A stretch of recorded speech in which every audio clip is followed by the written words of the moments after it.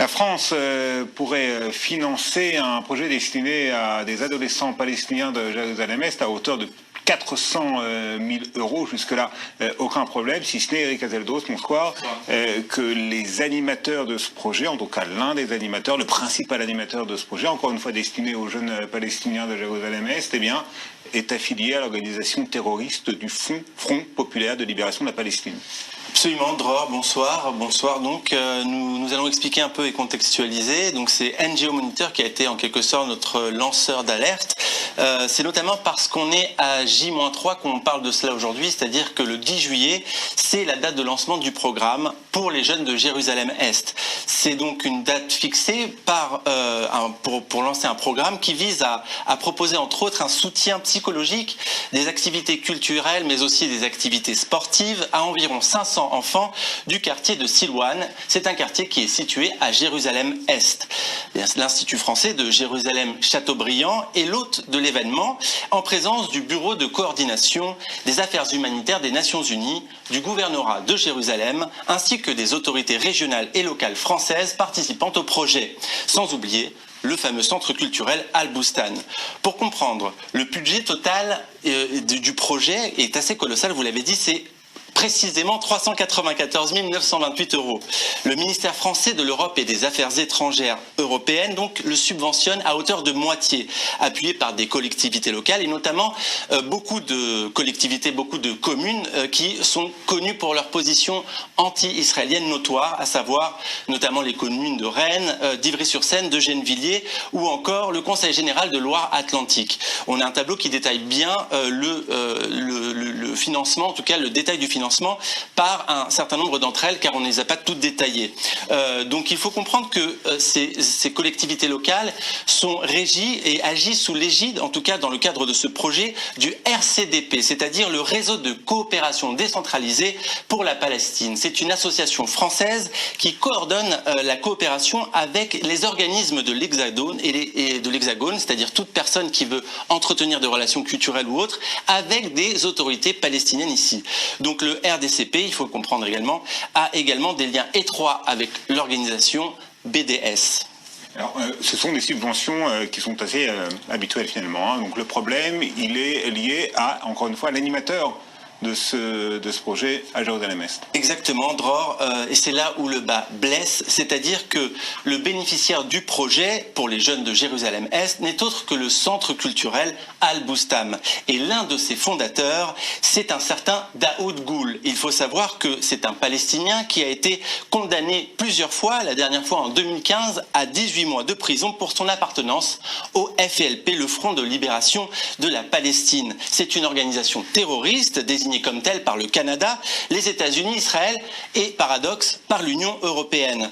Alors il a été condamné plusieurs fois, il a notamment pris des jeunes adolescents, aller voir des familles de kamikazes, des familles de terroristes, mais également organiser des camps qui étaient toujours en réalité pour rassembler, rapprocher la jeunesse de ce mouvement terroriste. Il suffit juste de taper sur Google ou d'aller sur la page Facebook de Al-Boustan pour se rendre compte que cet appui, ce soutien sont avérés et totalement assumés. Et vous verrez notamment, par exemple, sur la page Facebook, récemment, en juillet 2018, une espèce de fin de camp de vacances, donc qui se veut jovial, et où tous les adolescents portaient en réalité des t-shirts à l'effigie de plusieurs drapeaux, et les drapeaux, ceux qui portaient le drapeau Israël et le drapeau États-Unis, exécutaient un adolescent qui portait le drapeau de la Palestine. Ce sont en réalité ces accointances qui posent problème et qui posent la polémique d'un dossier qui est brûlant, qui vient de sortir. Et encore une fois, on est parmi les premiers à en parler. Merci Eric. Vincent Cheba, bonsoir. Bonsoir. Alors, vous êtes chercheur au bureau Europe du NGO Monitor. Le NGO Monitor, c'est cette organisation qui est à l'origine de ces révélations. Alors, première question, comment vous êtes parvenu à trouver que la France et des collectivités locales en France finançaient généreusement ce genre de projet dans lequel sont impliquées des personnalités accusées de terrorisme en Israël? Alors dans le cadre de mon travail, je fais pas mal, on va dire, de recherche et de veille sur les principaux bailleurs de fonds français, belges et autres pays francophones.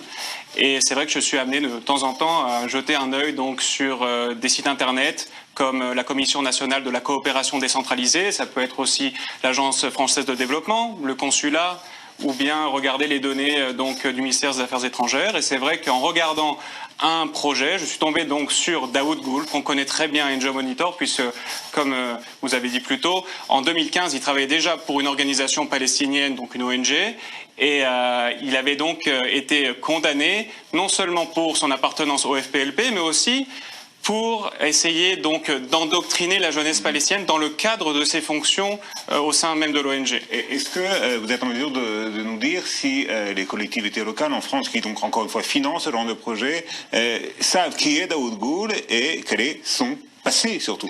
Pas forcément, mais par contre, ce qui est sûr, c'est que ces collectivités locales sont de notoriété publique anti-israélienne, voire anti-sioniste. Je vous donne un exemple. Au mois de décembre dernier, il y a donc eu le Conseil de Loire-Atlantique qui finance donc aussi une partie de ce projet, qui avait organisé en son sein une assemblée anti-sioniste et qui avait été donc condamnée par les autorités israéliennes à l'époque. Et il y avait même eu un reportage sur I24 News sur ce sujet. Autre exemple, il y a 1 an et demi, dans une autre collectivité locale, c'était la ville de Besançon, je crois. Il y avait donc eu une inauguration de l'année de Nakba qui avait fait polémique. Et à l'époque, différentes institutions françaises juives telles que le CRIF avaient donc haussé le ton. Et en définitive, le préfet avait donc obligé la commune à retirer cette allée. Dernière question, qu'est-ce que vous répondez à ceux des responsables peut-être de ces collectivités locales qui pourraient vous dire, mais écoutez, ce Daoud Goul, il a fait un mandat honorable, il a certes des choses à se reprocher dans son passé, il a effectué un séjour en prison, mais aujourd'hui, eh bien, il s'occupe des jeunes à Jérusalem-Est, ce qui est une cause, somme toute, tout à fait respectable. Premièrement, il n'a pas été condamné qu'une fois. Il a déjà été arrêté en 2005, 2006, il a été réarrêté en 2015, donc c'est quelqu'un qui a quand même un passé lourd. Et c'est vrai que par principe de précaution, on ne peut pas mettre une personne qui a été donc condamnée pour essayer d'endoctriner la jeunesse, de le remettre dans une position face aux jeunes. Et ça, c'est totalement inacceptable. Donc il faut un minimum, on va dire, de diligence, de regarder un peu qui on finance, regarder les personnes qui travaillent avec dans ce genre de projet, pour voir si oui ou non elles sont respectables. Merci beaucoup, Vincent Cheba et Caseldos. L'Iran